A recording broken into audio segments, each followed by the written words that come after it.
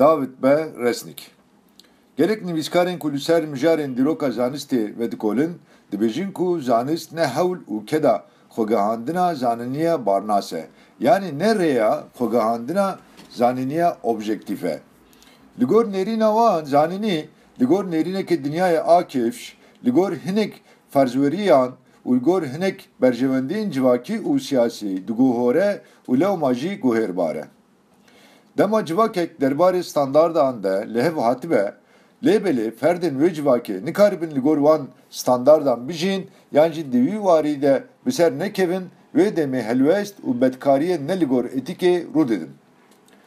Pirsgirêkên etîkî nîşan didin ku civak di derbarê standardan de bi temamî li hev nehatiye û di rewşekê wiha de ye.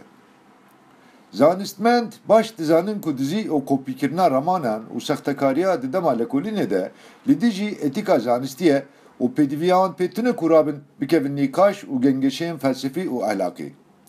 Bi vî hawî zanist xwe ji nexwiyatî û arîşeyên etîkî ku dor li kadên din yên hebûnatiya mirovî girtine diparêze û dibe mabedeke alînegir. Deriyê zanistê ji mijarên etîkê re û ji ramanên dijber re vekiriye. Lewre zanist çalekiyeke li hevkirîparêz e û gelek aliyên wê yên sosyopolitîk jî hene. Wiha tê fikirîn ku zanistmen jî xwediyê wesfên rexneyî ne û gelekî baldarin. Lêbelê ew jî mîna mirovên din bi tenê tiştên ku bi dilê xwe ne dibînin. Zanistmendekî ku xwe dixapîne bi hêsanî dikare bawer bike ku wî hîpotezekê toklînê peytandiye. Di dilê hemû toklînên derbarê mirovî de rageşiyekê ku nakokiya di navbera hêmana parastina şexsan û hêmana bi destxistina encamên baş tene dihewîne. Ji bo derxistina holê ya rastiyê rêya herî baş îroniye. Tekiliya şagirt û mamosteyan bi sûdwergirtina her du aliyan dibe tekiliyeke hevkar. Gelek caran ev hevkarî ji bo wan û zanistê sûdmend e, lêbelê carinan jî dibe sebebê hinek arîşeyên etîkî. Arîşeya sereke a ku desta ewil tê bîra meriv ji xwarina keda şagirta ye ku mamosteyên wan keda wan dixwin. Xwarina keda şagirtan dikare bi çend awayan pêk were. Zanistmend carinan ji bo keda şagirtan para wan a şanaziyê nadine wan.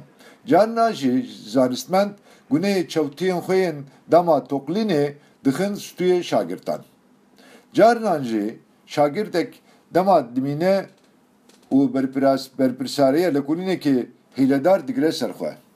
Hinek caran jî hinek mamoste dixwazin ku şagirtên xwe ji bo berjewendiyên xwe yên şexsî yan jî cinsî bikarbînin. Carinan jî mamoste dixwazin ku şagirtên wan hemû wextê xwe di ber lekolîna wan de derbas bikin.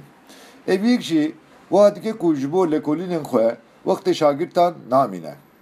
Tê zanîn ku gelek şagirtên lîsansa bilind derbarê şert û mercên bar û xebatên xwe de gilî û gazdan kirine. Lewneên hîlekariya di zanistê de gelek caran di dema analîz û hilberandina zanîniyan de xuya dikin. Enformasyona çewt biriya belavkirina zanîniyên bebingeh pêk tê ku zanistmend bi xwe vê yekê dikin. Carinan jî enformasyonê yan jî encaman digovorînin. Tahrîfat û xirakirin gelek caran di encama guhêrandina encaman û biriya tarafkiriya zanistmendan pêk tê. Xirakirina ku herî baş tê zanîn jêbirina enformasyonê, belavkirina encamên çewt û şêlîkirina encama ye. Jêbirin ji aliyê zanistmendan ve veşartina encamên ku piştkiriya hîpoteza wan nake ye. Bandûra çavdêr û xwesteka çavdêriya pêhatiyekê dema kesek destûra çavderîkirina tiştekî ku ne li gor wî dide derdikeve holê. Mînakeke belok a lekolîna alîgir di salên 1800 de kevneşopiya pîvana Kloxê ye. Kranyologan wiha bawer dikirin ku şekl û ebada Kloxê mirovan wesfên kesayetiyê û zêna mirovan destnîşan dike.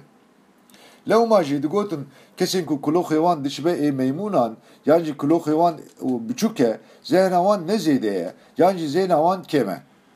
Evet texmîna çewt, tamamiya kevneşopiya kranyolojiyê pûç kiriye.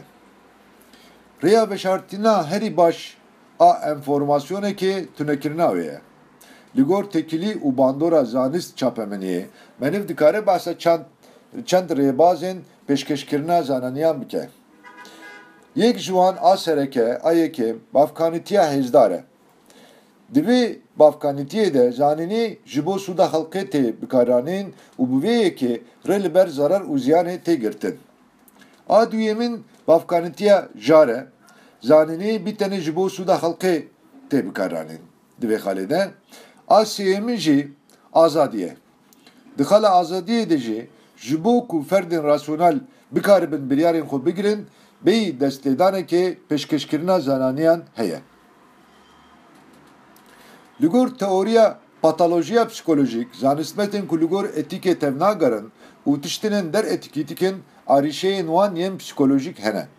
Lewre mirovên zanyar yan jî zanistmen baş dizanin ku nikarin xwe ji diziya fikiran, sextekarî û bedkariyên etîkî xilas bikin. Zanyarên ku wiha difikirin bêguman dîn yan jî ehmeqin. Di warê zanistên zanistî de sûç veşartî namîne. Lewre rêgehnasiya zanistê, sîstema şêwirmendiya zanistê û xwezaya lêkolînên civakî û zanistê, zanistmendên ku diziya fikiran û sextekariyê dikin dide dest.